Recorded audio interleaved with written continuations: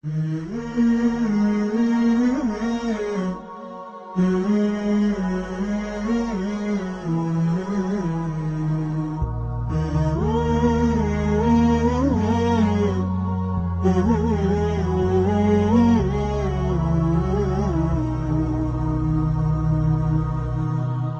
الله والحمد لله والصلاة والسلام على رسول الله يا مشاهد الكرام ود ተመልካቾቻችን ተመልሰን ከትንሽ ረፍት በኋላ ተመልሰን መጣናልና ወደ ጥያቄያችን እንገባለን ማለት ነው።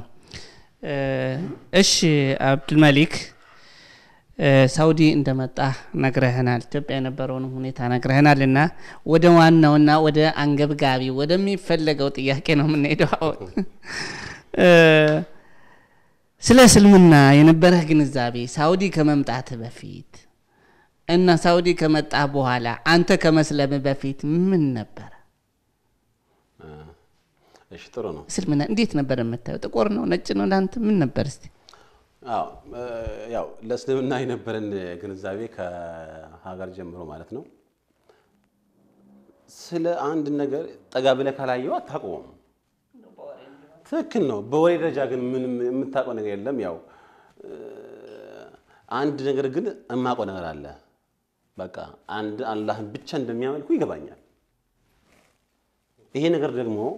በክርስትና መጽሐፍ ላይ ደግሞ ተጠቅሷል። በቅዳሴው ላይ አይዋ ናሁን ሰምዖሙ ለአይሁድ እኩያን ወለ እስማኤላውያን ጊጉያን እለ ይብሉ አሐዱ ገጸ እግዚአብሔር ወአሐዱ አካል በኢለብዎቶሙ ወአለም በሙንቱ ተብሎ ተጠቅሷል። ስለዚህ ናሁን ሰምዖሙ ለአይሁድ ወለ እስማኤላውያን ጊጉያን እለ ይብሉ አሐዱ ገጸ እግዚአብሔር ማለት እነዚህ እስማኤላውያን ወገኖችን እናያቸዋለን። እስማኤላውያን ማለት ደግሞ ሙስሊሞች ናቸው ማለት ነው። እነሱ እናያቸዋለን ምን የሚሉ አሐዱ ገጸ እግዚአብሔር ወአሐዱ አካል የእግዚአብሔር ገጽ አንድ ነው፣ ፊቱ አንድ ነው፣ መልኩ አንድ ነው፣ እሱ አንድ ነው የሚሉ ያ ማለት ስለዚህ እኔ ከድሮ ጀምሮ ማቀው ያን ነው። ሙስሊሞች አንድ ነው የሚሉት ፈጣሪ አንድ አላህ ብቻ ነው የሚሉት ያ ነገር ድሮን ጀምሮ አውቀዋለሁ ማለት ነው። ከዛ ባሻገር ያው የአምልኮ ስርዓቱ ነው ከኛ በጣም የተራቀ ነው። ከክርስትና ሃይማኖት በጣም የተለየ ነው። ያንን ደግሞ ጠጋ ብለን ባናየው በአካባቢ ላይ አንዳንድ ነገሮች እናያለን። ብዙ ግንዛቤ የለኝም ከዚህ ያለፈ ማለት ነው። ጥሩ ነው። ግን ጥያቄ አለኝ። ያ አላህ እስማኤላውያን የሚያመልኩት አላህ ትክክለኛ አምላክ ነው ወይም ደግሞ አንተ ታመልከው ከነበረው አምላክ አንፃር እንዴት ነበር የምታስበው? ያው ትክክለኛ አይደለም ብዬ ነው ያን የማስበው። ምክንያቱም ያማ ከሆነ እኔ የማመልከው ጥያቄ ውስጥ ሊገባብኝ ነው። ስለዚህ እኔ የማመልከው ነው ትክክለኛ። በዓለማችን ላይ ብዙ ሃይማኖቶች አሉ። እነዛ ሁሉ እኮ የሌላውን ሃይማኖት እውነት ነው አይሉም እኮ ያሉበትን አምነው ነው የሚከተሉት፣ ወደው ነው የሚከተሉት፣ ያድነኛ ብለው አምነው ነው የሚከተሉት። ስለዚህ እኔ በክርስትና ያለው ደግሞ ይሄ ነው በቃ ሃይማኖት ኦርቶዶክስ ነው። አምላክ ደግሞ እግዚአብሔር ነው። እግዚአብሔር ደግሞ አንድም ሶስትም ነው እንጂ እስማኤላውያን ወይ ደግሞ ሙስሊሞች እንደሚሉት አንድ ነው የሚል ግንዛቤ አልቀበለውም ነበር። ጥያቄ ተነሳብኝ አሁን እንግዲህ አንዳንድ ጊዜ ያው በአለም ላይ ብዙ ሃይማኖቶች አሉ። ለምሳሌ ክርስትናንም ይሁዲንም እስልምናንም ስትወስድ አሁን አረበኛ ተናጋሪ ክርስቲያኖች አሉ አላህ ነው የሚሉ አላህን እግዚአብሔር ብለን በእኛ በአማርኛ አነጋገር እግዚአብሔር ምንለውን አላህ ነው የሚሉ አሁን አንተ እንደ ክርስትና እምነት እግዚአብሔር ነው ትክክለኛ አላህ ትክክለኛ አይደለም የሚል ግንዛቤ ካለህ በወቅቱ ማለት ነው አብሽራ ይዞ ዛሬ አይደለም በወቅቱ እምትል ከሆነ አላህ ምንድነው ብለህ ታስባለህ? ምክንያቱም ከጨዋታ ውጭ ካወጣው አንድ ነገር የሆነ ነገር ልሰጠው ይገባልና ምንድነው ብለህ ታስብ ነበር? ይሄ ነገር ስለእውነት በፍጹም አይደለም ማሰብ ምንም እንትኑ አልነበረኝም። እኛ አካባቢ አንተ ታቋለህ በእኛ አካባቢ ከግቢው ከገዳሙ ጀርባ ላይ ባለው ቡጭስ አካባቢ ላይ ብዙ ሙስሊሞች አሉ። hatta በስጋ እንኳን የምንቀራረብ ዘመዶች ምናምን አሉ። ግን በፍጹም ሰላም አለይኩም አለይኩም ሰላም እንባባላለን። ግን ምንድነው ምን ማለት ነው እንትን አይልህም ቦታ ሰጠው አንዳንዴ ለእንትኑ ዝም ብለህ የራስን ሃይማኖት በራስ ሃይማኖት ነው ቢዚ የምትሆነው እንጂ አላህ ማለት ፈጣሪ መሆኑን እንትን ትላለህ በቃ ያንንም ፈጣሪ ነው እያሉ ነው አይደል በቃ አላህ ማለት ያው አንድ አላህ አንድ ፈጣሪ እያሉ ነው የሚያመልኩትን ነው ስለዚህ በዛ መልኩ ነው ያስኩትና እንጂ ምንድነው ምን ማለት ትርጉሙ እንዴት ነው ትክክል ነው አይደለም የሚለው ውስጥ አስቤው አላውቅም እነሱም ፈጣሪ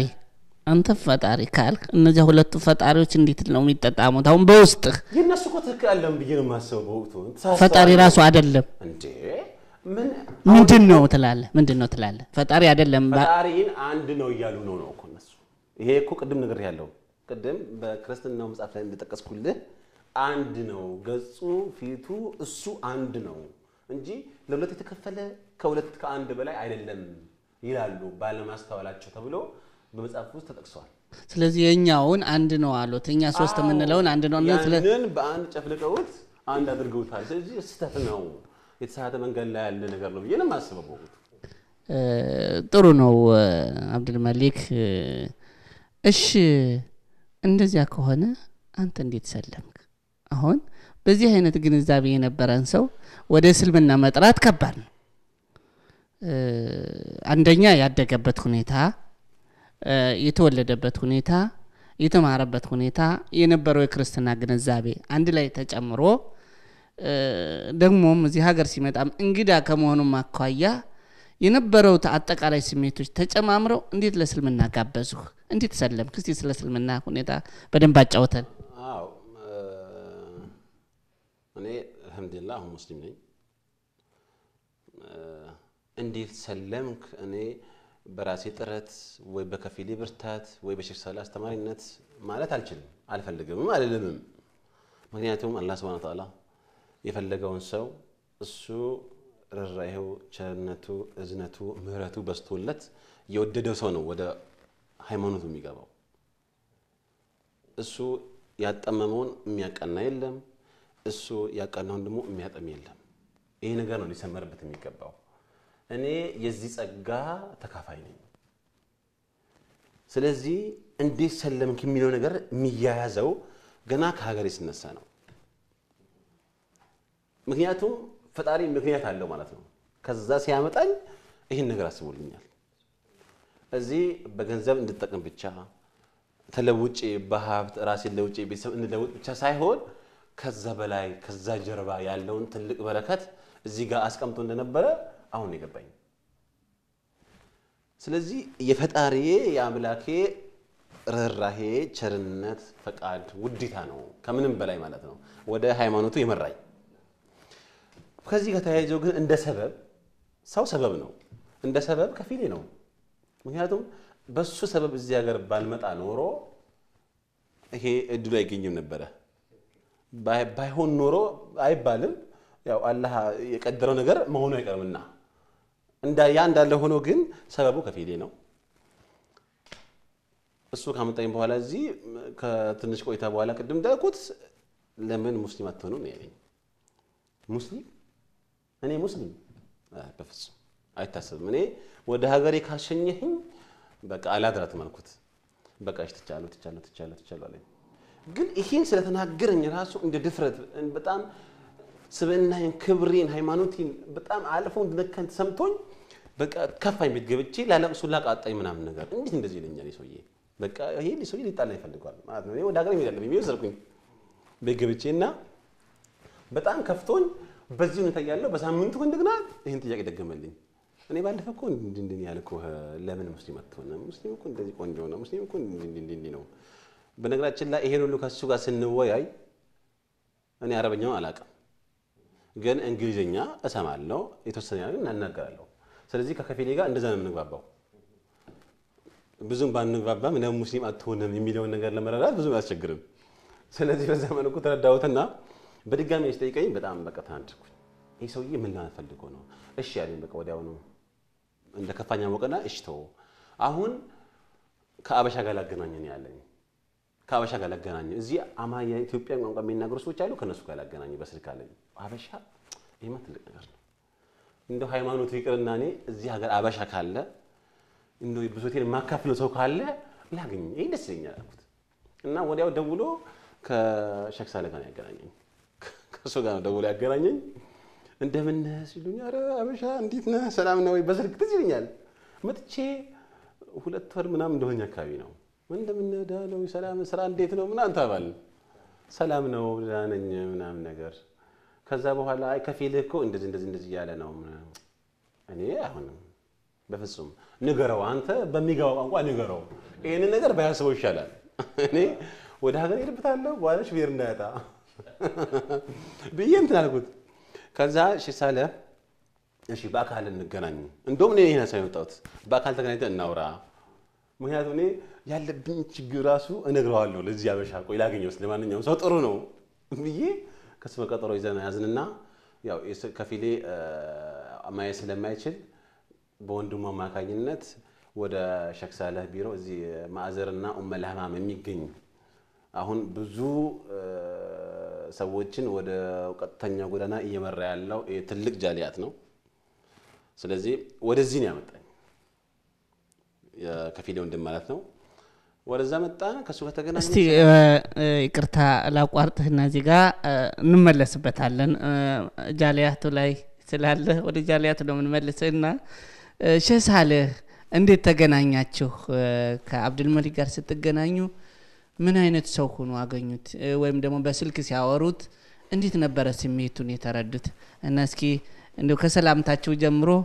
ምን እንደተሰማውም እርሶ ምን እንደተሰማውት እስኪ ይግለጹልን ለሚከታተሉት ፕሮግራሙን ከዚህ ፕሮግራም ብዙ ተጠቃሚዎች የሚሆኑ አሉና እስኪ ያካፍሉን ይሄንን طبعا بسم الله الرحمن الرحيم برغت ከወንድማችን መልካሙ በዛን ሰዓት እንዳለው ማለት ነው ለተወሰኑ ደቂቃዎች እኔ አስተዋውሳለሁ ዛን ቀን እንደ 45 ደቂቃ ይሆናል አወራን እንዴት በስልክ ማለት ነው እንዴት ነህ ሰላም ነህ ምናምን ስለው ደሳለውም ይሰማሃል ያገር ሰው ደግሞ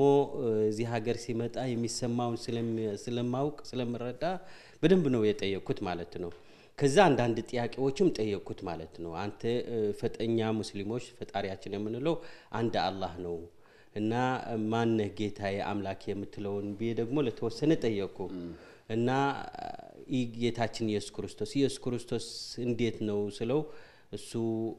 ሁኔታው ንገረኝ ስለው ነገረኝ ማለት ያለ አባት እንደተወለደ እንደዚህ በዝርዝር ገለጸልኝ ማለት ነው ለተወሰነ ግን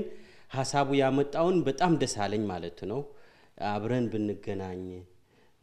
ቁጭ ብለን ብንወያይ ነው እንደዚህ መሰለ ጉዳይ በቴሌፎንም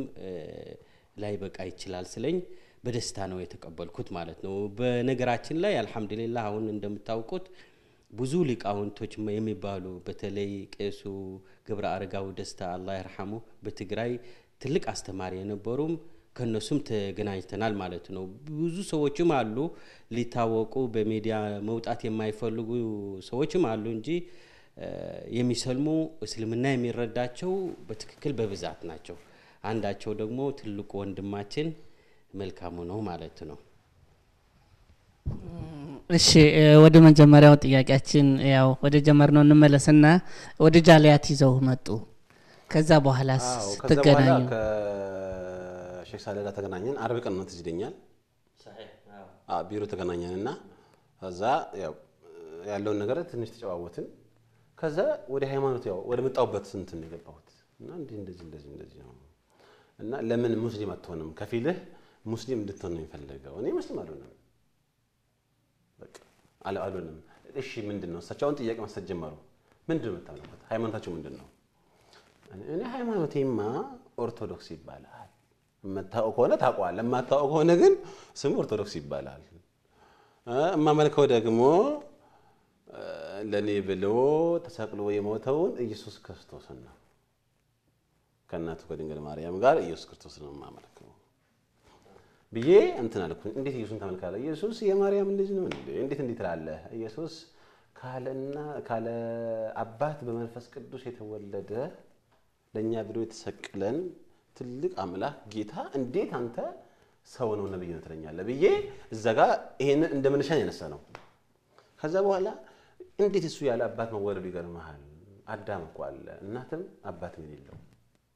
ኢየሱስ ቢያንስ እናት አለው ግን ከሁለቱም ውጪ ደግሞ የሆነ አዳም አለ ሲለኝ አስቤ ማላቀው ነገር ስለሆነ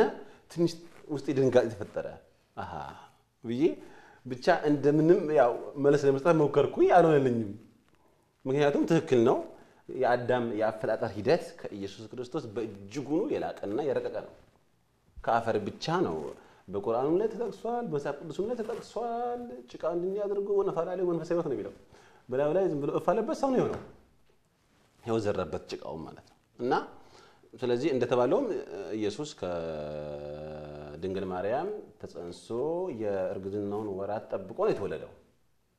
አባት አለመኖሩ ብቻ ነው እና ያ ነገር በውስጤ ጥያቄ ፈጠረ ያልን ብዙ ነገር ያነሳ ነው ከዛ በኋላ ግን እኔ ማግባባት ስላልቻለን የመጀመሪያ ቀን ስለሆነ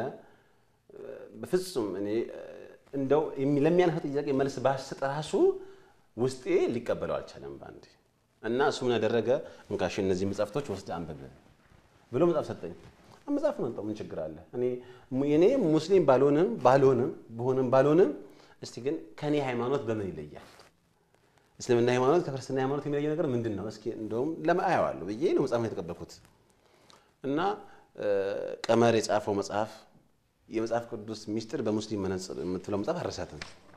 ትልቅ መጽሐፍ ነው ጥሩ መጽሐፍ ነው ያ መጽሐፍ ቤት ገብቼ ማንበብ ጀመርኩኝ ያ መጽሐፍ ቤት ሳነብ በጣም የሚገርም ጥያቄ ነው የሚያነሳው በጣም እንደውም በመድረክ ዙሪያ ክርስቲያኖችና ሙስሊሞች ያደረጉትን ውይይት ያነሳ ነው የሚናገረውና በጣም የሚገርም ጥያቄ ነው እኔ ከዘለ ለሚነሱ ጥያቄዎች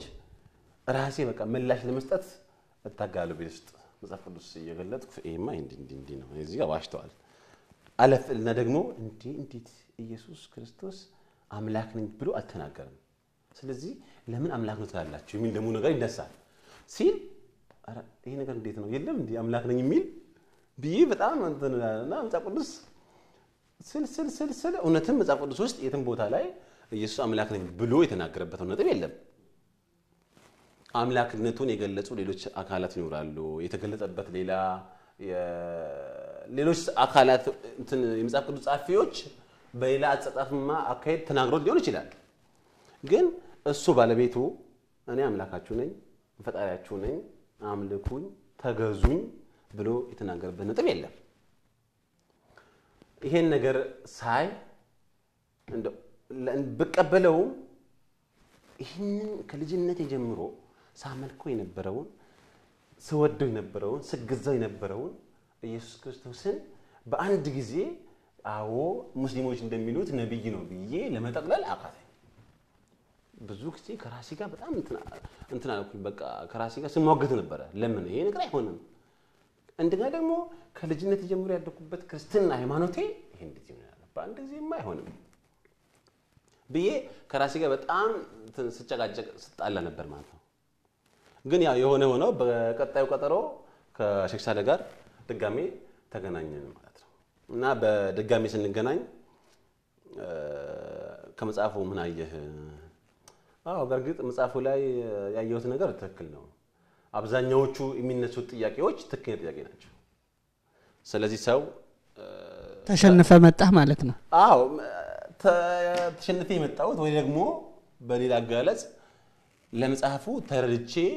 ለመጽሐፉ ተማርኬ ነው የመጣሁት መጥቼ ይሄን ለሸክሳለ ያልኩት ሰው ከመጽሐፍ የሚያነብ ሰው ከሰው ጋር እንደሚናገር ነው መዳመጥ ያስፈልጋል መጽሐፉ የሚልህን መልስ ይስጥም ያስፈልጋል እኔ ሰው ባይኖር መጠቀም መጽሐፉ ያናጋሪኝ ነው እየጠየቀኝ ነው ሲጠይቀኝ ወይ ማመን አለብኝ ወይ ማሳለም ወይ ማሳመን አለብኝ ስለዚህ መጽሐፉ ላይ ነገር አምኛለሁ ትክክል ነው ምላሽ አላገኘሁለትም ምላሽ ላልተገኘለት ነገር ደግሞ አዎ ማለት ያስፈልጋል እንኳን እኛ ጥቂት ሰዎች ዛሬ በአለም ዙሪያ ያሉ ትልቅ አምባገነን ሀገሮች እንኳን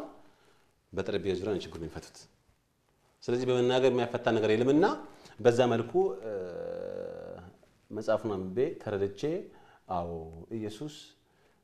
ሙስሊሞች እንደሚሉት ብቻ ሳይሆን መጽሐፍ ቅዱስ እንደሚለውም ወደ እስራኤል የተላከ ነብይ ነው ብዬ ለሸክሳለ ቃሌን ሰጠው ማለት ነው ጥሩ ነው እዚህ ላይ አንዳንድ ጥያቄዎች ይነሱብሃል አሁንም ወደፊትም ለምሳሌ ኢየሱስ በራሱ እኔ አምላክ ነኝ አላለም በሚለው አንዳንድ ሰዎች ለምሳሌ በማቴዎስ ወንጌል ላይ ደቀ መዛሙርቱን የጸሎት ሐሙስ በሚባለው ቀን ላይ ሰብስበው እግራቸውን በሚያጥቡበት ጊዜ እኔ መምህራችሁ ጌታችሁ እናንተ መምህራችን ጌታችን ትሉኛላችሁ እኔም እንዲሁ ስሆን ብሏቸዋል እና እኔ እንደዚህ ሆኜ ይሄን ማደርግላችሁ ከሆነ እናንተም ለሌሎች አድርጉላቸው በማለት አንስቷል እያሉ ይጠይቃሉ እና ጌታ ከማለት ውጪ ምን ይበል እኔ ጌታችሁ ነኝ ብሎ ተናግሯቸዋል ሌላ ቦታ ላይ ሌላ ቢልም እያሉ ያነሳሉ አሁንም አንተን ይጠይቁሃል ነገር አንተ በወቅቱ ይሄ ትዝ አላለህም ወይስ ተዝብሎህ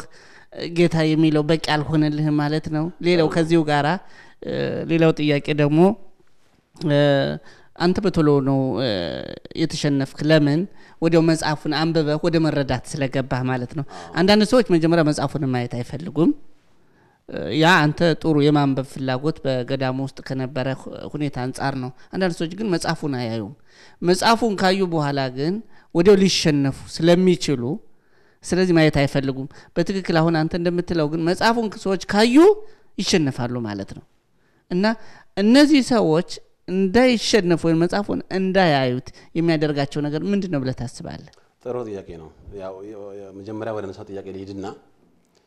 አሁን እሱ እንዳለው በመጽሐፍ ቅዱስ ውስጥ እኔ ጌታችሁና መምህራችሁ ስሆን እንዲህ ካደረኩላችሁ እናንተ ደግሞ እንዲሁ አድርጉ ለወንድሞቻችሁ ብለዋል ስለዚህ ያው ኢየሱስ ጌታና መምህር ሊሆን ይችላል አይደለም ኢየሱስ በኢትዮጵያ ውስጥ አብዛኛው የተለመደ ቋንቋ ጌታዬ ነው እስቲ አንድ መስሪያ ቤት ገባ ኖር ጌታዬ ይላል ጌታዬ እዚህምጡ ይላል ጌታዬ ይሄ ቋንቋ ነው ጌታ ማለት አምላክ ማለት አይደለም ፈጣሪ ማለት አይደለም ምክንያቱም ጌታ ተብሎ የሚጠሩ ብዙ አካላት አሉ ጌትነት አምላክነት አይደለም ስለዚህ እኔ ይሄንን ምረዳው ጌታ የሚለውን እንደ አምላክነት አልረዳውም ከዛ ባሻገር ደግሞ መጽሐፍ ቅዱስ በዮሐንስ ወንጌል ምዕራፍ 5:30 ላይ አንድ የተጠቀሰ ኃይለ ቃል አለ ኢየሱስ ምንድን ያለው የላከኝን ፈቃድ እንጂ ፈቃዴን አልሻም ነው ምን ይያለ ነው እሺ የላከኝን ፈቃድ እንጂ ፈቃዴን አልሻም ማለት ምን ማለት ነው ተልኬን የመጣሁት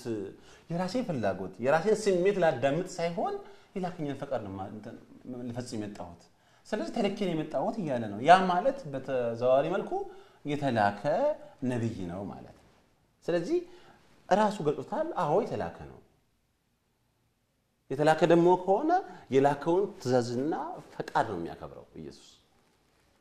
ይሄ ደግሞ የሱን ሐቀኝነትና ትክክለኛ ነብይነት ነው የሚያሳየው ስለዚህ በዛ መልኩ ነው የሚተርዳውት ሌላው ደግሞ በተለይ አሁን በማርቆስ ወንጌልም መጨረሻ ላይ ምዕራፍ 16 ላይ የተጠቀሰ ነገር አለ አሁን ለእስራኤል የተላከ ነብይ እንደሆነ ነው አንተ በዛ መጽሐፍ የተረዳኸውና አሁንም የምታምነው ይሄንን ነው አንዳንድ ክርስቲያኖች ግን እስከ ዓለም ፍጻሜ ጋር ከናንተ ጋር ሄዱ ወንጌሉን ሁሉ ለዓለም አስተምሩ ብሎ ያዘዛቸው ትእዛዝ እንደሆነ ይሄን ይጠቅሳሉ ስለዚህ ለዓለም ከተላከ ወደ ዓለም ሄዱ ለምን ይላቸዋል ብለው ይሄ ወደ ዓለም ሄዱ ማለት እሱ ለዓለም የተላከ መሆኑን የሚያስረዳ ነው ስለዚህ የመጣው ዓለምን ለማዳን ነው እስራኤል ብቻ ከሆነ እስራኤል ብቻ ለምን አላላቸውም ብለው ጥያቄ ያነሳሉ እነዚህን አንተ በምን መልኩ እንዲመልሱት ታስተምራለህ አንተስ እንዴት ትመልሳለህ አዎ ኢየሱስ ሐዋርያት ደቀ መዛሙርቱን እንደዛ ብሎ በመጽሐፍ ቅዱስ እንደላካቸው ተገልጿል ሄዱ ወንጌልን ለዓለም ሁሉ አስተምሩ ያ ማለት ኢየሱስ የትምህርቱ ወይ ደግሞ የወንጌሉ ስርጭት በዓለም ሁሉ እንዲስፋፋ እንዲላክ ደቀ መዛሙርቱ ሊሆን ይችላል እሱ ግን በዓለም ሁሉ አልዞረም ወይ ደግሞ አንተው እንዳልከው ኢየሱስ ለዓለሙን ሁሉ ለማዳን መምጣቱን ይሄ ያራግጣል ብለሃል ኢየሱስ ሲጀምር ዓለሙን ያዳና አይደለም ዓለም በኢየሱስ ድኗል ማለት ምን ማለት ነው ሲጀምር ኢየሱስ ቅድም እንዳልኩልህ የተላከው ወደ እስራኤል ቤት ነው አዎ ስለዚህ እሱ ተንተናውታ እንደውም ነው ያለው እኔ ከእስራኤል በጎች በስተቀር ወዴትም አልተላኩም ያለው ከጠፉት ከእስራኤል በጎች በቀር ወዴትም አልተላኩም ያለው በቃ ይሄ ማረጋገጫ ነው ይሄንን ምን ብለው ይመልሱታል መሰለህ ያው የክርስቲና ሰባካያንም ሌሎችም በወቅቱ ደቀ መዛሙርቱ አንደኛ የነሱን ሲያስረዳቸው ወደ ሳምራውያ መንገድ ወደ ሳምራውያን ራሱ አትሄዱ ያለበት ጊዜ አለ ለእስራኤል ብቻ ያለበት ጊዜ አለ ይሄን ማለቱ በወቅቱ ያለው ሁኔታ ከማስረዳት አኳያ እንጂ ወንጌል የሱ ተልኮ ግን እስከ ዓለም ፍጻሜ እንደማይደርስ ለማስረዳት አይደለም ይላሉ ይሄ በግድ በዓለም ላይ ለማዳረስ ተልኮውን ግዴታ እሱ መዞር አይጠበቅም ለምሳሌ ነብያችን አለይሂ ሰላቱ ሰላም ለዓለም የተላኩ ነብይ ናቸው ግን በዓለም ላይ አልዞሩ ግን ተልኳቸው ዓለምን ያቀፈ ነው አሁን የኢየሱስ መላክ ዓለምን በመዞር ብቻ ይፈጸማል ብለን አናስብም ግን ተልኮ ዓለም አቀፍ ነው ዓለም አቀፋዊ አይደለም የሚለው ለማስረዳት ተጨባጭ ለግንዛቤ ለመስጠት ምንድነው የምናስቀምጠው ይሄ ጥሩ ጥያቄ ነው ይሄንን ተጨባጭ መረጃ ለማግኘት ኢየሱስ ሲወለድ ያለውን ታሪክ ማየት ያስፈልጋል ገና ኢየሱስ ሲወለድ በሉቃስ ወንጌል ላይ እንደተገለጠው መልአኩ ገብርኤል መጥቶ ለማርያም ምንድን ያላት ልጅ ትወልጃለሽ ስሙን ኢየሱስ ትይዋለሽ ካለባያ ምንድን ያላት በያዕቆብ ቤት ላይ ነግሳን ያላት ሹፍ በያዕቆብ ቤት ላይ ያዕቆብ ማን እስራኤል እዛ ጋር አሰመረበት በእስራኤል ቤት ላይ ነው የተባለው እስራኤል በቃ እዛ ጋር ገድሞታል መልአኩ እንጂ ገና አልተወለደም ሳይወለድ ጀምሮ የተሰመረበት ነገር ነው ስለዚህ ወዴትም አልፎ አይደለም ይሄንን እሱ ደግሞት ትክክለኛ መሆኑን ለማረጋገጥ ምን አለ ከጠፉት ከእስራኤል በጎች በስተቀር ወዴትም አልተላኩም ማለት ይሄ ነገር ከበቂ በላይ ነው ሌላው ነገር እንደዚህ ይላሉ መደመጥ ያለበት እኔ ስለራሴ ነኝ የማውቀው እኔ ነኝ ልሰማ የምገባው እኔ ሳልናገር አብዱል መሊክ እኮ እንደዚህ አይነት ነገር ይፈልጋል ቢልሱ እኔ ካላል ውሸት ነው ማንንም ሰው ስለራሱ ነው የሚያውቀው ስለራሱ እየተናገረ ነው ኢየሱስ እኔ ተላኩት በዚህ ነው እሺ ያን መቀበሉ ያስፈልጋል እኮ እንጂ ያንን ማስተዋወያና ማስተካከያ ነገር በትርጓሜ ለሱ እንዲተረጎመለት ማን አዘዘ ተናገረ ካለስ ግልጽ ነገር ነው የተቀመጠው ያን ግልጽ ነገር መቀበልና እንትን ማስከያ ያስፈልጋል አዎ ጀዛከላህ ኸይር አብዱል መሊክ ጥሩ መልስ ነው እየሰጠ ያለውና ከዚያ በኋላ እንግዲህ ያው በቀጠሮ ሁለተኛው ቀጠሮ ስትገናኙ አንዳንድ ነገሮችን ያው ከራሱ ጋር ሲከራከር ሰንብቶ ነው የመጣና ምንድነው ከዚያ በኋላ የሆነ ሁኔታ ምንድነው ትሸሳለህ ከዚያ በኋላ የተከሰተውን ሁኔታ እየተቀበለ ነው አሁን እየመጣ ያለው መጽሐፉን ተረድቶ መጣዋል መልስ መስጠት እንዳልቻለ ለውስጡ ራሱ አስረድቷታልና እንዴት እየተንሸራተተ እንደሆነ ነበር እሱ እየተነርዱት የነበረው ይሄ ልጅ ጥሩ ግንዛቤ ያለው ነው ይያሉ ነበር ምን ነበር እሱ ያው መቼም በአንድ ጊዜ ሰው የነበረበትን ነገር ሁሉ አውጥቶ ለመጣል ተቸግሯል ግን እሱ እየተገነዘቡት የነበረው ሁኔታና በሁለተኛው ቀጠሮ የነበረው ሁኔታ እስኪንጋር እኔ በትክክል ማለት ሁለተኛ ጊዜ ስንገናኝ ከቴሌፎን ቀጥለን ማለት ነው አብረን ቁጭ ብለን ስናዋራ በዛን ቀን የተረዳሁት ነገር ነበር መልካሙ ብዙ ሰዎች ነው የሚመጡ ቢሮአችን ማለት ነው የተለየ ነው የነበረ ማለት ነው እንዲያውም ከፊሉ እኮ ሲደውልልኝ መጀመሪያ ማን ነው ወንድሙ ማጅድ ነው አይደለም ሲደውልልኝ ምንድነው ያለ አንድ ትልቅ ሰው ነው አለኝ ትልቅ ሰው በሁኔታው ነው ያየው የገመተው እኔ ትልቅ ሰው ነው ሲለኝ እስከማየው ለመልካሙ አንድ ሽማግሌ ትልቅ ሰው እንደዚህ ያረጀ ነው የመሰለኝ ግን ትልቅ ሰው ማለቱ አካሄዱ ሁኔታው ሲያይ ማለት ነው እኔም በትክክል ባየሁት ቀን ማለት ነው በተወያየንበት መጽሐፍ ሰጠው መጽሐፉ አቀባበሉ ሳይ ለወደፊቱ እስልምና እንደሚቀበል ነው የሚረዳኝ የነበረ ማለት ነው በሶስተኛው ቀን ማለት ነው ስንገናኝ ማሻአላህ መቅሪብ አካባቢ ነበር ታስታውሳለህ መቅሪብ አካባቢ ነበር ሻሃዳ ይዘዋል በደስታ ማለት ያለ ምንም ተጽዕኖ ደስተኛ ሆኖ ነው ሻሃዳ ያዘው ማለት ነው አጋጣሚ ለመስጂዱ ቅርብ ስለነበርም በመስጂድም ሄደው በድጋሚ ሻሃዳ አደረገ ማለት ነውና የመልካም ሁኔታ የተለየ ነው የነበረ ከሌሎች ማለት ነው ማሻአላህ ተባረከላህ ያን አጋጣሚ እኔም ለማጠናከር ያህል አረሳው ምክንያቱም የሚረሳም ጊዜም ወቅትም አይደለም እኔ ያኔ አሁን ሰው በአማርኛ በአረብኛው ሻሃዳ አሉት እንጂ በኢትዮጵያኛ ሲተረጎም ቃለ ምስክርነት ማለት ነው እና እኔ ያንን ቃለ ምስክርነት ሰጥ አዎ በቃ አንብቤም እንደተረዳሁት እሳቸው እንደገለጹልኝ በቃ ለአይምሮ ቀላል ወደ ሆነ ነገር ነው የመጣሁት ያንን ማቆኔ ለአይምሮ በጣም ቀላል ነው ነገር ያ ቀላል ነገር ምንድነው ፈጣሪ ያለ አዎ ስንት ነው አንድ ነው አረፍክ ፈጣሪ ማን ነው አላህ ነው እዚህ ጋር ቆምክ በቃ ይሄ ነገር እረፍት ይሰጣል በጣም ምክንያቱም እዛ ከሚነሱት ይሄ ሊሆናል ያን ሊሆናል እንዴ አምላክ ትላለ እንዴ ከዛው ነገር ወጣ አዎ ሰማይና ምድርን የዘረጋ ከዓለም በፊት ያለ አሁንም ያለ ዓለምንም አሳልፎ የሚኖር ኃያሉ ጌታ አንድ አላህ ነው ብለህ ማረፍ እረፍት ነው ያን እረፍት አረሳው ማለት ይሄ ወደዚህ እረፍት ለመምጣት ቀላል ነገር ነው በጣም ቀላል ነገር ነው ለዚሁም ነው እኔ አሁን አንዳንዴ በአንዳንድ ሰዎችን ለመጠየቅ እንዲዱ ሲያጋጥመን ማን ነው አምላክህ ማምስተላቸው ኢየሱስ ነው እግዚአብሔርስ እሱም ማለት ወይ ኢየሱስ ነው እንዴ ኢየሱስና እግዚአብሔር አንድ ናቸው እሺ እግዚአብሔር ነው አምላክ እንጂ ኢየሱስ አይደለም በቃ የሆነ የሚጋጭ ነገር ከዚህ ሁሉ ነገር ጸርተህ የምትጣበት ነገር ምንድነው እኔን የፈጠረኝ ይሄን ሁሉ ነገር የፈጠረ ሰማይና ምድሩን የዘረጋ አንድ አምላክ ነው ማለት እረፍት ነው ስለዚህ ወደዚህ እረፍት ለመምጣት ደግሞ እሳቸው ቅድም እንዳሉት ሻሃዳ ወይ ደግሞ ቃለ መሰክርነት ሰጠውኝ ምን ብዬ ከአንድ አምላክ በስተቀር በእውነት በሐቅ የሚመለክ ሌላ አምላክ የለም ይሄ ቀላል ነገር ነው አንድ አላህ ነው እንጂ አዎ ከአንድ አምላክ በስተቀር ከአንድ አላህ በስተቀር ሌላ አምላክ የለም በእውነት የሚመለክ ሌላ አምላክ የለም ይሄ ለህሊና እረፍት የሚሰጥ ቀላል ነገር ነው ግን ከባድም ነገር ነው ሻሃዳው እንደ ቀልድ እንትንም አይደለም በቃ ለሱ ጥራትን መስጠት ትልቁ የእስልምናው መሰረትም ነው ስለዚህ ወደዚህ የመጣውበትን ጊዜ አረሳን ጥሩ ነው አንተ አላህ Subhanahu Wa Ta'ala አረርቶህ ነገሮችን ሁሉ ቀላል አድርጎልሃል እኛ እንኳን በቀላሉ አይደለም ያገኘነው ግን በዚህ አጋጣሚ እንግዲህ ድሮ ወይም ከእስልምና በፊት በነበርበት ሃይማኖት ይሰማህ የነበረው የአማኝነት ስሜት ውስጥ ሆነ ይሰማህ የነበረው የደስታም ይሁን ያው አማኝ ስትሆንም ይሰማህ ነገር አለ እንዳማኝ ያመንከው ነገር ምንም ይሁን ምን ባጢልም ይሁን ሐቅም ይሁን አማኝ በመሆን ለፈጣሪ የተገዛው ነው ብለህ ስለምታመን የሚሰማህ ደስታ የማትገልጸው ነገር አለና በዚያ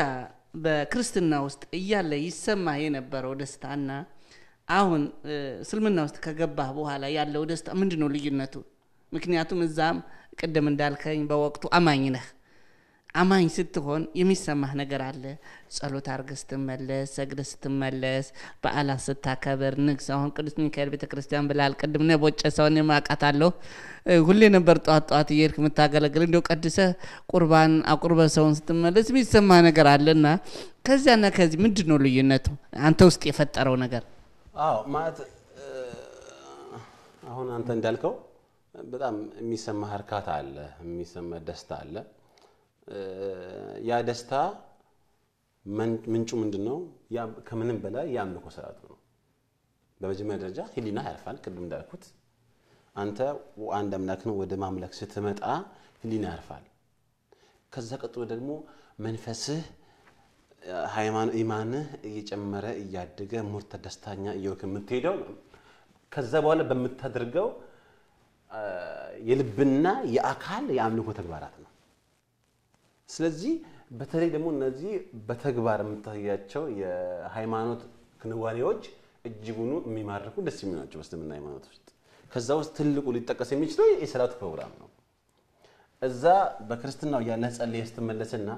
ሰላት ሰግደህ ስትወጣ አይደለም ጨርሰህ ስትመለስ ገና ስትገባ ሲዘጋጅ ሲቆም የምታየው ነገር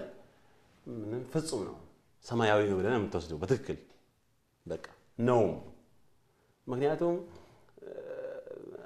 በዛች በተወሰነ ደቂቃ ውስጥ በ10 ደቂቃ በ15 ደቂቃ በ20 ደቂቃ ውስጥ ሁሉም ሰው እኩል የሚቆምበት ፈጣሪው ፊት ትልቅም ትንሽም ባለስልጣኑ ተራሰው ዳው እኩል ቆሞ አንድ ጌታ ፊት አንድ አምላክ ፊት በትክክል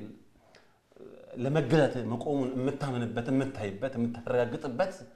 የሃይማኖቱን ንጽህና ትልቅነት የምታይበት የሰላት ፕሮግራም ነው በሌላው ሃይማኖት በክርስቲያኖች ብቻ አይደለም በሌላው ሃይማኖት ብትሄድ ደረጃ አለው መድረክ የሚባል ነገር አለ ታውቃለህ አንተ መድረክ ይባላል እዛ ጋር እንትን ያሉ ሰዎች ይቆማሉ ቀጥቶ ደግሞ ደረጃው ያው ሊያው ደግሞ ቀስ ያው ወደኋላ እዚህ ግን እንደዚህ የለም ቀድመህ መተህ ከሆነ የመጀመሪያው ሰልፍ እንትን ተቆማለህ ሰልፍ ላይ ተቆማለህ እዛ ጋር ማን ይሆን ከኋላ ደግሞ የሀገሩ መሪ መጥቶ ሊቆም ይችላል ይሄ ምንን ያሳያል በእስልምና ሃይማኖት ውስጥ ሰው ሁሉ እኩል መሆኑ ሰው ሁሉ በፈጣሪ ፊት በሃይማኖቱ ሰዓት እኩል ሆኖ ስታይ በጣም ደስ ይላል አዎ ትክክል ነው ይሄ ነገር ብለህ ውስጥ በጣም ደስታ ይፈጥራል በቃ ስለዚህ ይሄ ነገር በጣም ከምንም በላይ ነፍቶኛል ማለት ጥሩ ነው ማለት እኔ እዚሁ ላይ ተርኪዝ እንድታደርግ ማለት በደንብ እዚህ ላይ እንድታብራራ የፈለኩበት ምክንያት ምንድነው በአንድ ሰው ላይ ሁለት ነገር አለፉ ማለት ነው አሁን ድሮ ክርስቲያን እያለም እንደማንኛውም ሰው አማኝ እንደ አገልጋይም ሆኖ አማኝ ሆኖ አሳልፏል በዛን ጊዜ የሚሰማው ስሜት አለ የደስታ ስሜት አለ አሁንም ደግሞ እንደ ተራ ሙስሊምም እንደ አስተማሪም ነው አሁን እሱ አስተማሪ ነው ዳኢ ሆኗል ማለት ነው ሰዎችን ወደ እስልምና እየጠራ ነው ያለው የተማራቸውን ትምርቶች ወደ ማያውቁት ሰዎች እያስተላለፈን ያለና በሁለቱም በአገልጋይነትም በተገልጋይነትም ስታሳልፍ ምክንያቱም አንድ ክርስቲያን ምን ሊል ይችላል አንተ ከኔ የበለጠ እርካታ አታገኝም አንተ ሙስሊም ስለሆንክ ምን አገኘህ ሊል ይችላል ምንድነው አንተ ሙስሊም ስለሆንክ ሰገድክ እኔ መስገዳለሁ ጸለይክ እኔ መጸለያለሁ ሐጅ ካባ ሄድክ እኔ ማክሱም ጽዮን ሄጄ መጣለሁ ኢየሩሳሌም ሄጄ መጣለሁ ይልሃል ስለዚህ ሰዎች ብዙ ጊዜ ያነጻጽሩብሃል ስለሚያነጻጽሩብህ በምን አሁን አንተ ልክ ሰላትን ጠቅሳል እኛም የስቅለት ለትኮ እንዲያውም ሁሉም ሰው ጳጳስ የለ ምን የለ ላቋቋም ለክብር ብለን ይሄ ደረጃውን እንዲያውም እናንተማ ደረጃ አትለዩም ክብር እንዲያውም ቀንሳቸዋል እኛኮ አክብረን ነው እንጂ ሳቸው አክብሩ ብለው አይደለም ብለው እንደዚህ የንጽጽር እንትኖችን ያመጡብህና ምንድነው ልዩነቱ አንድ ነው እንደውም አንተ ስላልገባህ ነው ሊሉ ይችላሉና ለነሱ ለይተ ለማስቀጥ ምን ትላቸዋለህ እሺ ጥያቄው ጥሩም ነው ሰፊም ነው በመጀመሪያ ደረጃ ሙስሊም ከመሆን የበለጠ መታደልም የለም እኔ ይሄን ለማናገር አንፈልገው ሙስሊም ከመሆን የበለጠ መታደልም የለም ትልቅ ነገር ነው እኔ ይሄ ጥያቄ እርሱ እንደሚያውቁት አንደኛው ወዳጅ አለ እዚህ ወደ ወላያ አካባቢ ያለው ልጅ እና እሱ ጠይቆኛል አንተ ሙስሊም በመሆን የምታገኘው ነገር ምንድነው ሙስሊም ከመሆን የበለጠ ምን ይላል ይሄንን እድል የሚያገኘው ሰው ፈጣሪ ያደለው ሰው ነው የተፈጠረው ሃይማኖት ነው ነቢያቶች ሁሉ ሲያስተጋቡት የነበረ ትልቅ ሃይማኖት ነው ወደዚህ ሃይማኖት መምጣት የበለጠ ምንም እድል የለም ምንም ደስ የሚያሰኝ ነገርም የለም ሌላው ተከታይ ነው እና ቅድም እንዳልኩት የአምልኮ ስርዓቱም ልዩ የሚያደርገው ምንድነው እኔ አሁን በንጽጽር ለማስቀመጥ ወይ ደግሞ እነዛን መተቸትም እንዳይሆንብኝ በንጽጽር ለማስቀመጥ አልፈልግም ግን ሃይማኖቱ ስርዓቱ ሰማያዊ ነው ፍጹም ነው እያንዳንዱ ደግሞ በቁርአን ውስጥ የተጠቀሰው ሰማያዊ መመሪያ ነው ሰላትን በዚህ ሲገዱ ይሄ ጠቅላላ በመጽሐፍ በቁርአን ውስጥ የተጠቀሰ ያላህ ትእዛዝ ነው ጠቅላላ የሐጁም የቱም በእስልምና ውስጥ የሚከናወኑ ጠቅላላ ሃይማኖታዊ ነገሮች ሁሉ ከቁርአኑ ጋር የተያያዙ ነገሮች ስለሆኑ እንደገና ደግሞ እመታያቸው በግልጽ እመታያቸው ነገሮች ናቸው ምንም እዚህ ጋር የተደባበቀ የአምልኮ ነገርም የለውም አሁን በክርስትና ሃይማኖት ውስጥ ሚስጥር አለ ምን አለ ትጸልያለህ ወይ እንትላለህ እንጂ አንተ ማታቀው ነገር አለ ጸልየህ ብትመለስም ያልደረስክበት ቦታ አለ ማታቀው ነገር አለ ጸልየህ መጣ ወይ ደግሞ ሰግደህ መጣ ግን አንድ ማታቀው ነገር አለ እዛ ጋር በሚስጥር ደረጃ የተቀመጠ ማለት ነው በእስልምና ሃይማኖት ግን እንደዚህ ነገር የለም ሁሉም ግልጽ ነው ፊት ለፊት ነው ስለዚህ ይሄ ነገር ራሱ ይነስታል በቃ ስለዚህ በዚህ መልኩ እኔ ለኸይር አሁንም ተመልሰን እንመጣለንና ወደ ርዕሳችን እንገባለን ውድ ተመልካቾቻችን ተመልሰን መጣናል ወደ ማጠቃለያ እየደረስን ስለሆነ እስከምን ጨርስ ድረስ እንደምትከታተሉን ተስፋ እናደርጋለን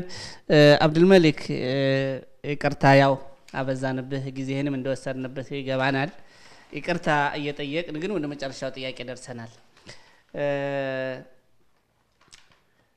እሺ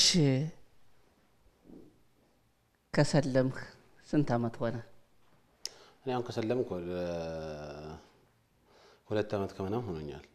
ያው ወደ 3 አመት እዚህ ሀገር 3 አመት ሊሆነኝ ነው። ከመጣው በ3 ወር ነው በ2 ወር ምናምን አካባቢ ነው ሙስሊም የሆንኩት። ስለዚህ አሁን ያው ወደ 3 አመት እየሄድኩ ነው ማለት ነው።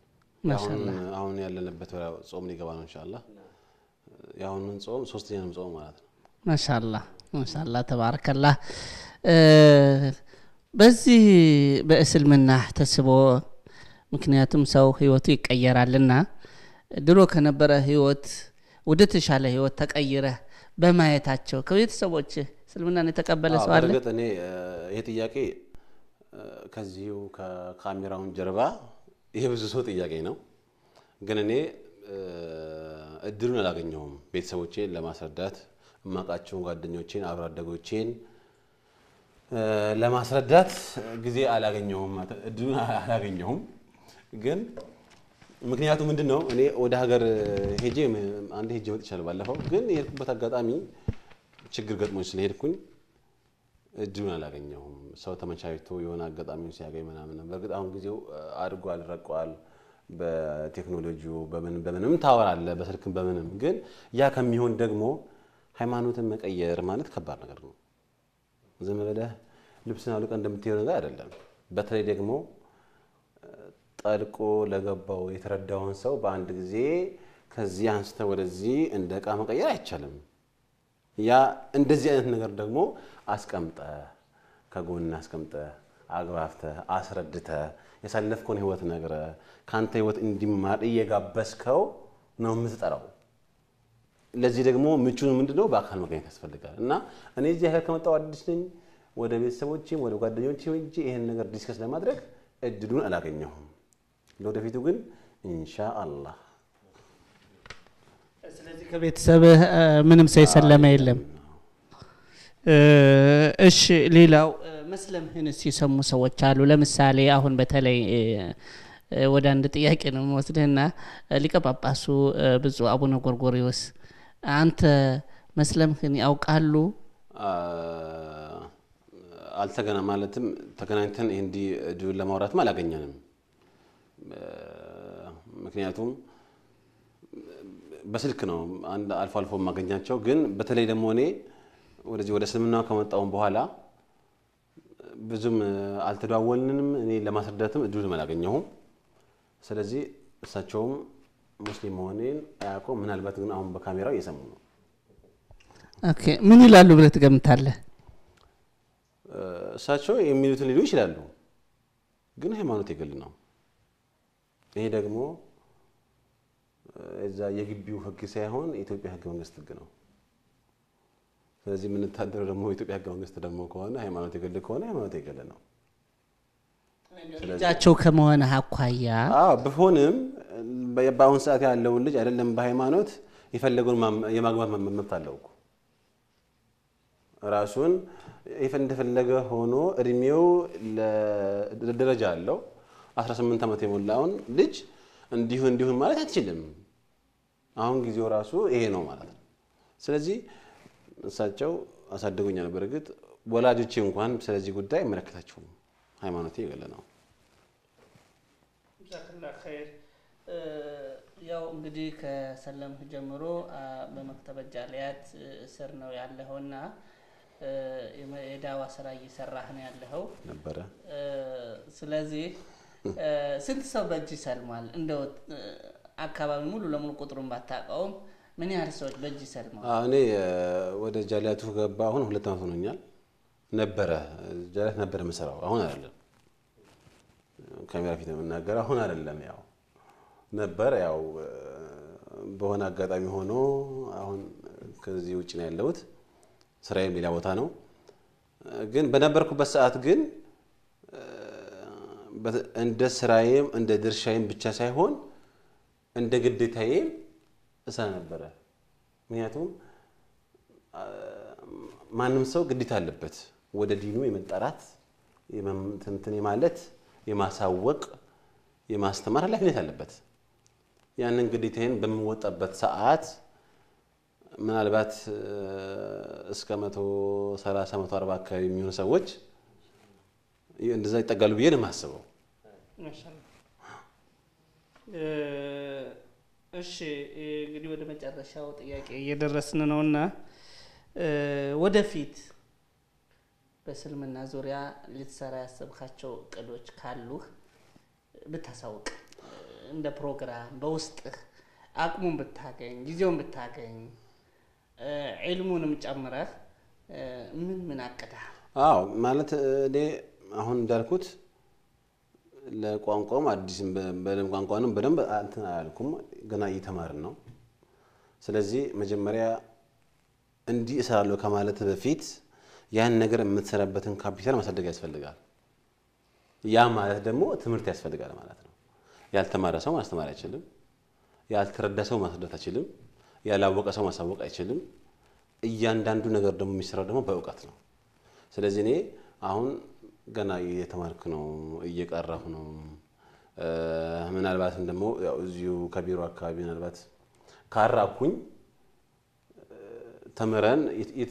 በተቻለኝ አቅም የማውቀውን ሁሉ አሁን እንደምናደርገው ያው አሁንም ይሄም አንዱ እንትን ነው። በዚህ መልኩ ደግሞ ቀጥለን ደግሞ በቀጣዩ ፕሮግራም ደግሞ የተሻለ የዳዕዋ ፕሮግራም ደግሞ አድርገን የተሻለ ነገር ለመስራት ደግሞ ኢንሻአላህ አሁን በመጨረሻ አንድ መልእክት የምታስተላልፈው ካለ ይሄው ምንድነው? በመላ በክርስትና ውስጥ ለምታውቃቸው ጓደኞችህና በክርስትና ውስጥ ድሮ የምታውቃቸው ጓደኞችህና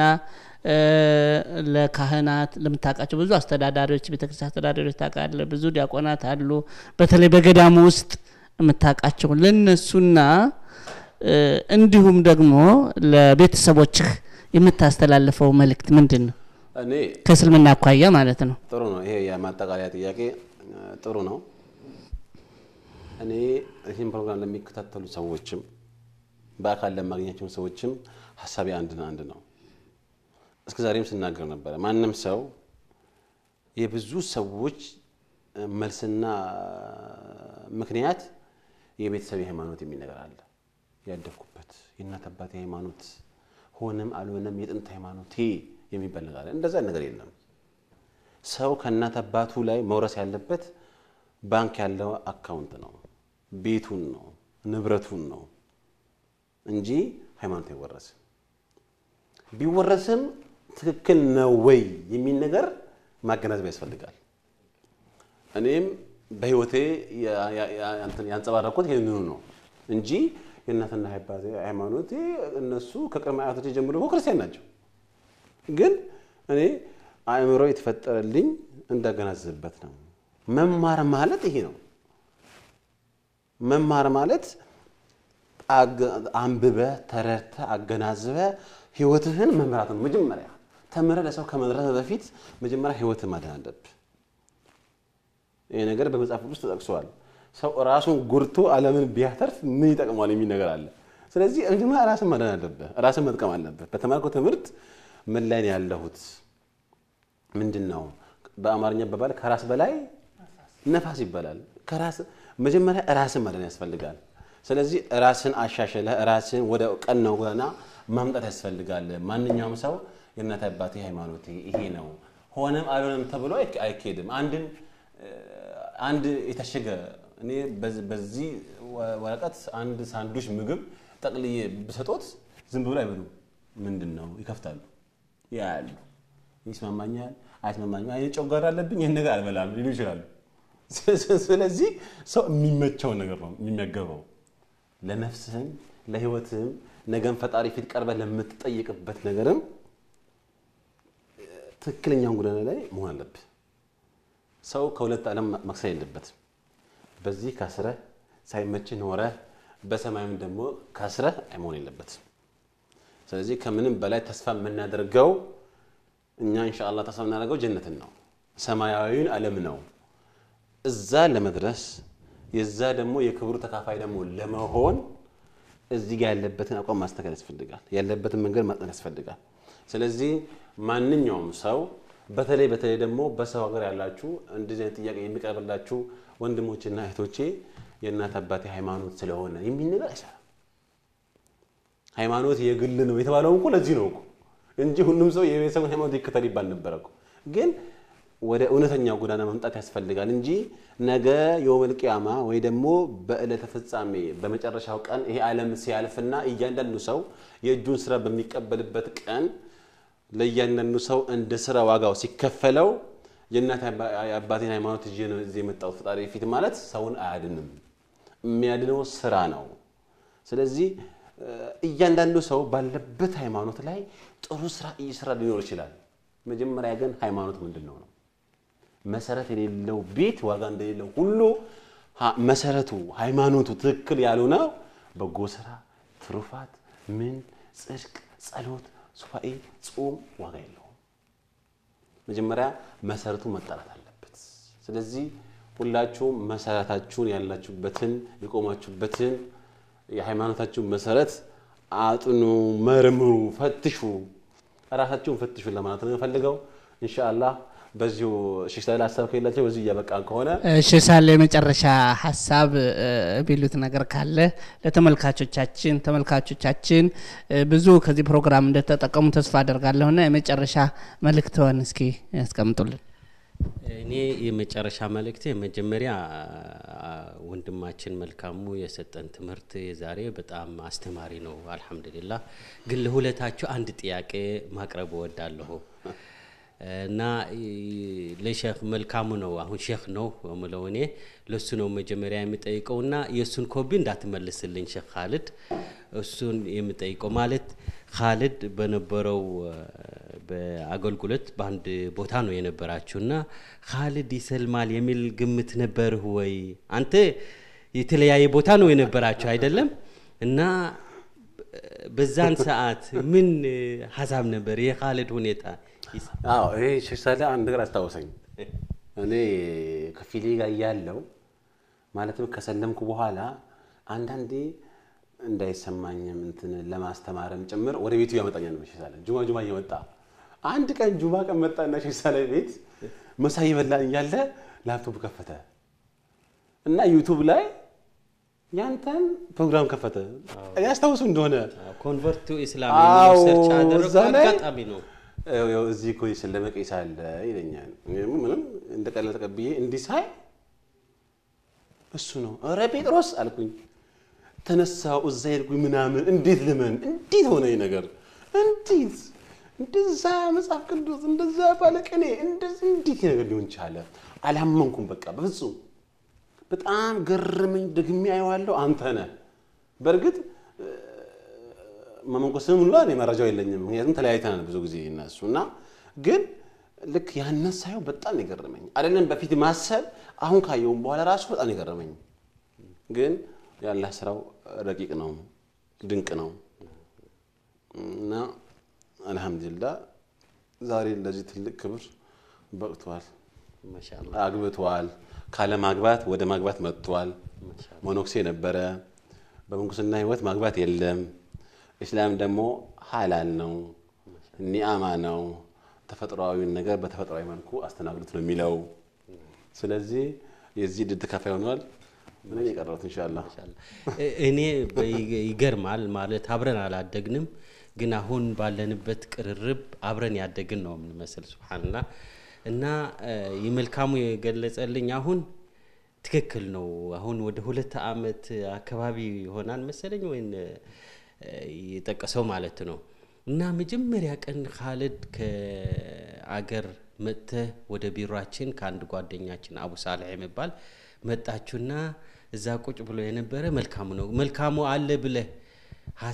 ወይም የሰማኸው ወሬ ነበር ወይስ ለመጀመሪያ ጊዜ ነው በዛን የተገናኛችሁ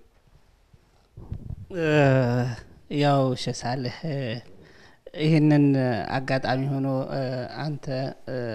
ስላልነበርክበት በመንለዋወጥበት ጊዜ ነው እንጂ እኛ እንደዋወል ነበር እኔ ሱዳን ልክ እሱ ካሴቱን ካየው በኋላ አቡ ሳሊህ መሐመድ አማን ጋር ሆነው ሱዳን አፍሪካ ዩኒቨርሲቲ ውስጥ ሆኜ እንደዋወል ነበር እና በርግጥ እሱ መስለሙን እኔ በጣም ነው የገረመኝ እኔ ራሱ ሱዳን ሆኜ ሲያናግረኝ ሙስሊም ሆኛለሁ ሲለኝ እኔ ገረመኝ ወዲያው የታየኝ እኔ ብፁዕ አቡነ ቆርቆሬስ ነው የታየኝ እንዴት ነው የታየኝ እንዴት ሆኖ ተላቀቁና እንዴት ሆኖ እሱ ወደ እስልምና ገባ እኔ ያው በራሴ ስለሆነ የገባሁት እንደዚህ እንደሱም ከፊል እንደዚህ ምናምን ብዙ ያጨናነቀኝ ነገር አልነበረም በወቅቱ ያው ኢትዮጵያ ውስጥ ከመሆኑም አኳያ ማለት ነው ግን እንዴት መልካሙ ሰለመ በእኔ ሱዳን ሆኜ ነው ያው መገረሜን የጨረስኩት ግን እዚህ አገኘው ደግሞ በጣም ደስ አለኝ በጣምም ገረመኝ እንደው ማመን አቃተኝ እናት እዚህ ለውታል እንደውም ስንገናኝ በቃ የተለየ ደስታ የዛን ጊዜ እሱ አነሱትን ፎቶ ሁሌ ሳየው ይገርመኛልና እኔም በርግጥ ይሰልማል ብዬ አሰብ አልነበረኝም ግምትም አልነበረኝም ግን እንደዋወል ነበር ሱዳን ያለው እንደውም እኔ ወደዚህ ለመምጣት ከፈለኩበት አንዱ ምክንያት ኢየሱስ ይመኖር ነው እንጂ እዛ ዩኒቨርሲቲ እየተማርኩ ስለነበረ እዛው መቆየት ፈልግ ነበር ግን እሱ አለው ሲለኝ በቃ ተገናኘጄ እሱም ሰልሞኔም ሰልሜ አብረን ጓደኛ መሆናችን ናፈቀኝ ስለዚህ ለምን አታስቸኩልኝ እየደወልኩ እንደውም ለምን አትደውልም እለዋለሁ ለምን ቶሎ ቪዛውን አትልኩ ምናምን እለዋለሁ ማለት ነው እና እንደውም ቪዛ ወደ ሲልኩ ከመሐመድ አማን አቡ ሳለ ጋር ሆነው በነበረው ሁኔታ ሁሉ አንዳንድ ጊዜ እኔ ሲደውል እሱ አያነሳም ለምን እኔ እኮ ምን ነግርሃለሁ ብዬ ነው ገና ነው ብዬ ነው ይለኛል ዝም ብለ የደረሳቸውበት ነገር እና በዚህ ሁኔታ ነበረ ይሄን ይመስል ነበረ ማለት ነው እንግዲህ ውድ ተመልካቾቻችን ወንድማችን ዳዕያ አብዱል መሊክ ሞርኪ ለጠየቅነው ቃለ መጠይቅ በሙሉ በጣም በሚያስደስትና በሚያስገርም ሁኔታ ጥሩ መልሶችን እንደሰጠን ያው እናንተም ያያችሁ እየተከታተላችሁ ነው የነበራችሁና እኛም በጣም ደስተኛ ነን አብዱል መሊክ ጀዛከላህ ኸይር